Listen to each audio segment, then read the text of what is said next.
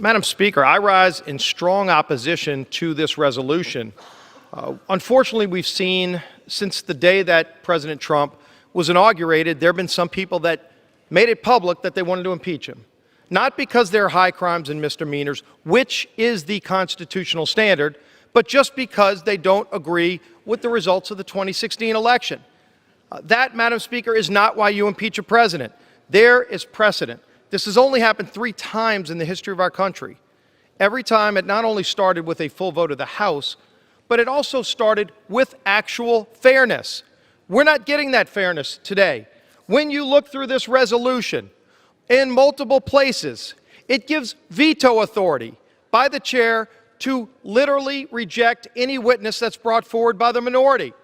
So no rights for the minority unless the chair so designates. In fact, in this resolution, it allows the chair to veto even the ability for the president to have legal counsel in the room.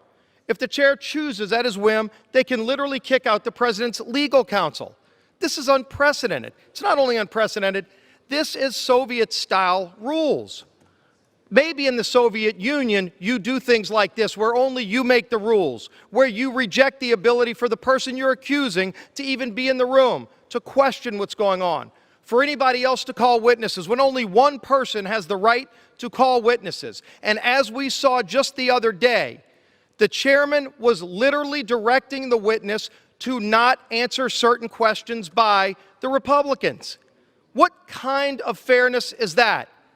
Maybe you think it's fairness if you can run roughshod over somebody because you've got the votes, but that's not how impeachment was supposed to go. In fact, Alexander Hamilton himself, during the debate on the Constitution in the Federalist Papers, Alexander Hamilton warned of days like this, and I quote, "The greatest danger is that the decision on impeachment will be regulated more by the comparative strength of parties than by the real demonstrations of innocence or guilt."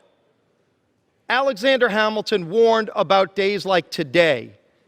This is not what we should be doing. Clearly, when you ask the American people who know that they're paying higher drug prices, and they see that there's legislation, bipartisan legislation to lower drug prices, that won't come to this floor because of the infatuation with impeachment. We don't even have a bill to formally pay our troops and make sure they have the tools they need to defend this country because there's such an infatuation with impeachment. Madam Speaker, when you look through this resolution and you see how one-sided, how Soviet-style this is running, this is the United States of America. Don't run a sham process, a tainted process like this resolution ensures. It ought to be rejected, and I think you'll see bipartisan rejection of this resolution, and I yield back the balance of my time.